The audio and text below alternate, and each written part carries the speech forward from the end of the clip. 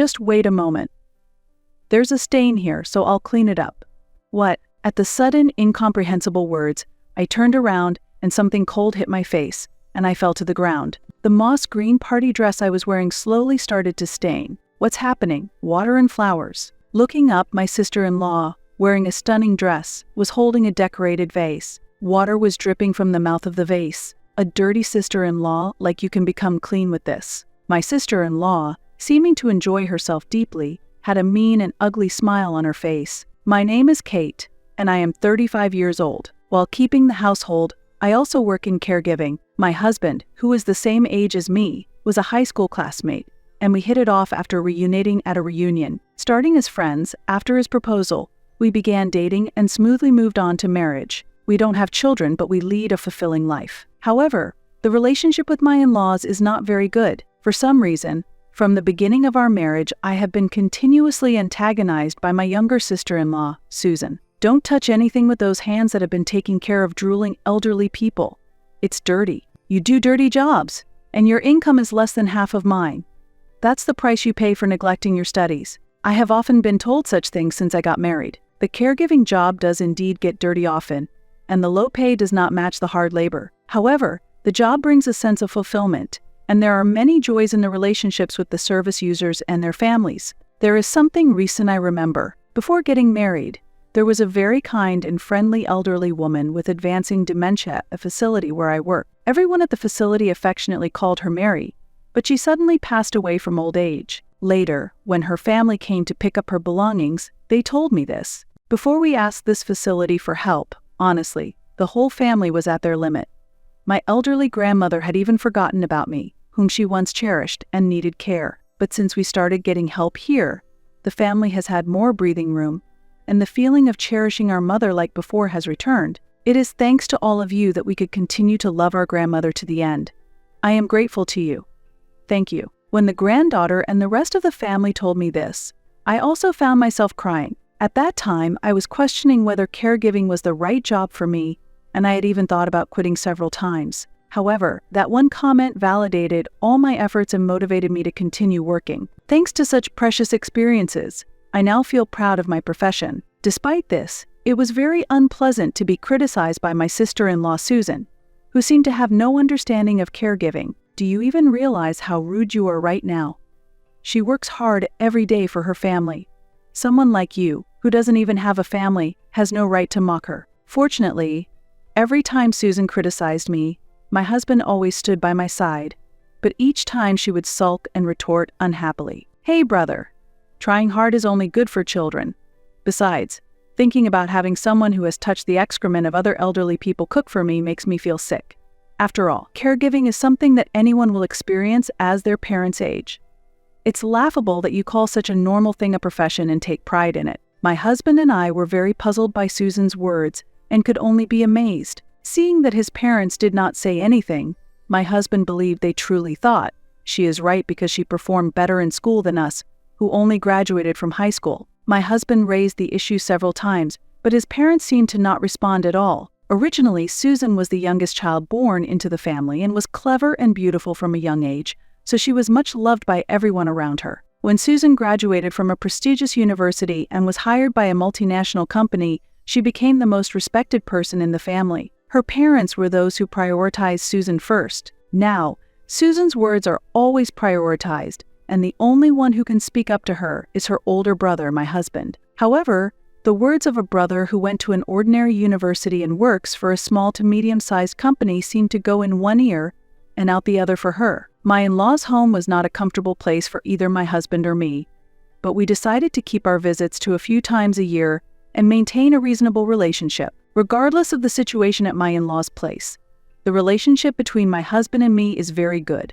And just as I love my husband, he also treats me with utmost care. For me, my husband is the ideal partner. One day, we received unexpected news. It turns out that my sister-in-law, Susan, is getting married. Moreover, she wants to wear a wedding dress before she turns 30, and it seems that the wedding and reception are planned to be held soon. According to her parents, her future husband is a wonderful young man who works at the city hall. Furthermore, his parents are civil servants who own a home in New York, and he has an older brother who is already married. Indeed, he has impeccable qualifications as a spouse. Having no risk of layoffs and owning a home in New York implies a certain level of wealth. I am impressed by his perfection. Although we were surprised by this sudden happy news, we decided to wholeheartedly congratulate them. And then, the day of the wedding arrived quickly. The weather was perfectly clear and refreshingly beautiful. It had been a long time since we attended a wedding, and the venue was a luxurious hotel, so I put on makeup more carefully than usual, dressed in a moss green dress, and posed for my husband. How do I look? Do I look beautiful? Yes, very beautiful. Smiling at his response, I felt my face light up with joy. In the end, I had never met her fiancé before, and today would be our first meeting. Although he is Susan's fiancé, I couldn't help but feel something. But today is a special day for them, and I truly wanted to bless them. At that moment, my husband's smartphone vibrated. Hello, yes, I understand. What, really? Okay, I'm on my way now. Suddenly, he hung up the phone and, looking hurried, shouted, "We have to hurry. The family introduction is starting soon." What? I checked the invitation again. Looking back, we had also sent a separate note asking our relatives to come early to our own wedding. Despite this, there was no such information included this time. I recalled Susan's mischievous smile. When we hurried to the hotel, the family introduction had already finished, and everyone was freely mingling. Many other guests were present, and the hall was crowded. We rushed to my in-laws, who looked displeased. When we apologized, my father-in-law glared at us with sharp eyes. How could you be late on such an important day? What were you thinking? I'm sorry we were late. However, we were not instructed to come early. Look, here it is. My husband showed the invitation, and my father-in-law shook his head. There's no way she would make such a mistake. You must have overlooked something. My husband was at a loss for words, and my mother-in-law, dressed in a black formal dress, said quietly, "Someone will explain later, so make sure to greet everyone again before the reception starts, to avoid embarrassing her." My husband probably did not want to cause any more trouble at this joyous event. He seemed to accept my mother-in-law's words reluctantly. We both felt a bit uneasy. Maybe we should go to the bathroom first. Yes, that's a good idea. I agreed with my husband's suggestion. Our hair was messy because we had rushed. To reset our mood, we went to the bathroom, and on our way back, I saw Susan in her wedding dress. Susan, I came full of a desire to congratulate her, but in this state, it didn't seem like I could genuinely enjoy the ceremony. I couldn't help but call out to her. Clearly annoyed, she looked at me and responded curtly, "Why did you come?" What does that mean? I received an invitation and informed them of my attendance, so it's natural that I came. Her incomprehensible question made me forget what I wanted to ask. Her eyes, staring at me in the deserted hallway, seemed to be judging me, like casting pearls before swine. A luxurious hotel and a sister-in-law. It's just out of place. I couldn't understand what she meant. I was dressed appropriately for the occasion, and though I had been a bit disheveled earlier, I had since fixed myself up. Looking around, I didn't feel out of place at all, Susan continued. I thought people like you, who work in low-paid caregiving, would be too embarrassed to come here.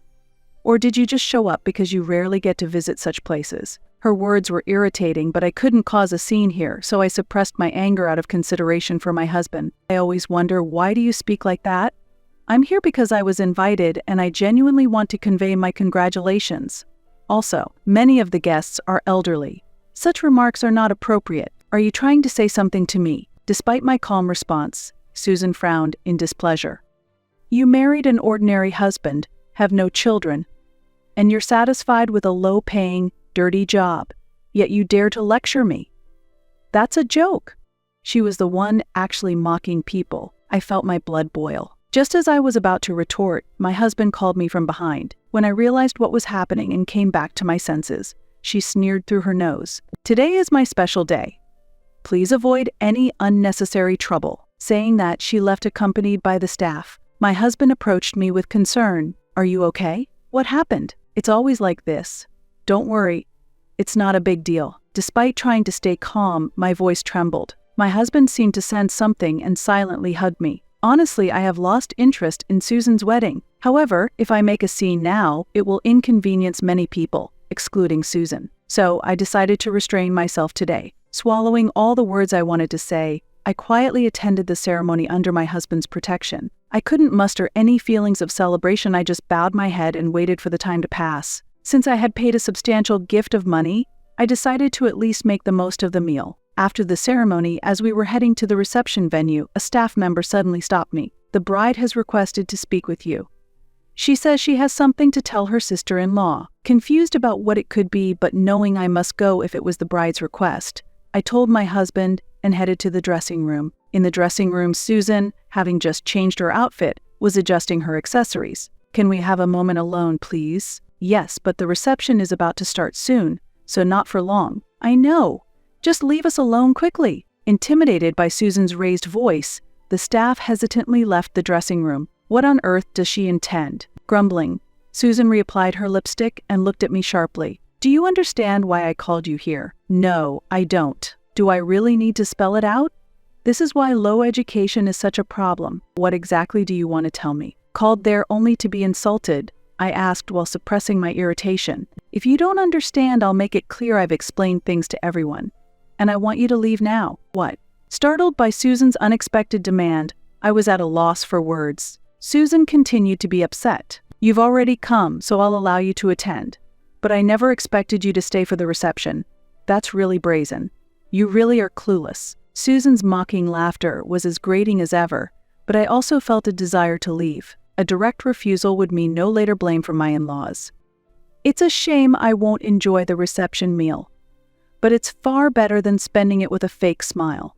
Understood. With that decision made, I reached for my phone to contact my husband and was about to leave when she spoke. "Just wait a moment. There's a stain here, so I'll clean it up." "What?"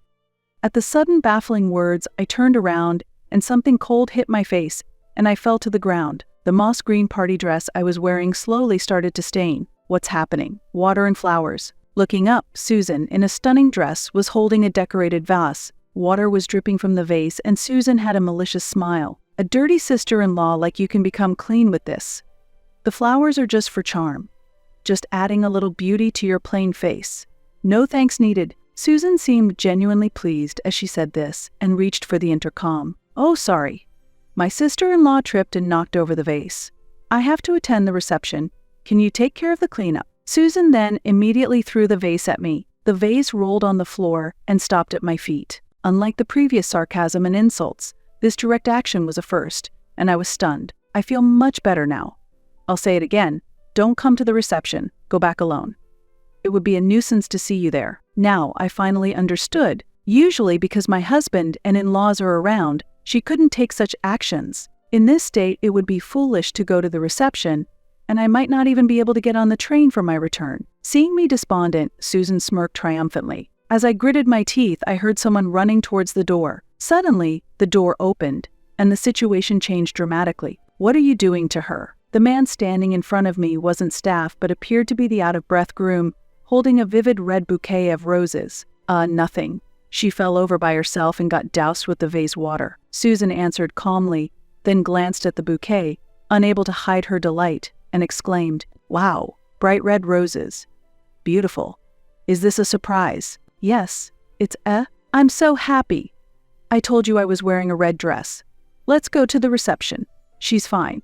I've already informed the staff, so it doesn't concern us." "It doesn't concern us." The groom glanced briefly at Susan's arm wrapped around his, then shook her off. He then walked over to me, pulled out a handkerchief from his pocket, and offered it. "Please use this." "Thank you." As I accepted the handkerchief, I checked the time, and the reception was about to start. "I'm fine. Please go ahead to the reception." While I don't care for Susan, the groom and other guests are innocent. I don't want to cause them any trouble because of me. Let's go. Don't worry about her. Sister-in-law, didn't Susan just say it doesn't concern her? My hesitant reaction probably let something slip. Susan stood frozen, a look of realization on her face. Behind her, the groom smiled at me. "You are a special benefactor, especially as my sister-in-law." "What do you mean?" Both Susan's and my voices of surprise echoed at the same time. "A benefactor? What is he talking about?" I was supposed to meet this groom for the first time today. As I looked at his face, I recalled the past and finally made the connection. By any chance, are you related to Chloe Miller, whose family I cared for at the facility where I used to work? "Yes, that's right. You really helped us out back then." Indeed, he was from the family of Chloe Miller, who had once told me as a caregiver, "I'm glad I met you." It turns out that my fiancé's sister-in-law is the caregiver who helped us back then. At that time, I only knew her by her last name, and all I heard from her was that she had a brother who was married. What? You knew each other? And what do you mean by benefactor? Isn't your grandma long gone by now? Susan was unable to grasp the situation and looked confused. That's right. Just before our grandmother passed away, your sister-in-law was the one who cared for her in our family's place. Susan averted her eyes at this unexpected connection. After a moment of silence, Susan forced a smile at the groom and said, "Oh, I see. Anyway, let's go to the reception. Everyone is waiting." "But what about her?" "Look, leave her to the staff.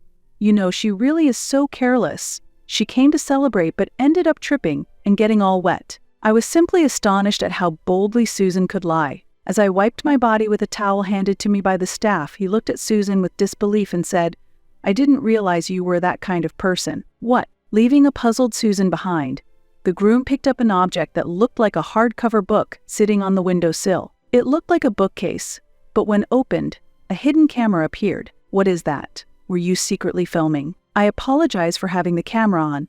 We rushed the wedding so much that there wasn't time for a proper proposal, so I planned a surprise proposal during the reception. While Susan stood speechless in shock, the groom quietly continued his explanation. "The plan was like this: after you changed outfits, I would go to the dressing room where you were resting alone, propose again in a private setting, and after getting your response, carry you to the reception hall.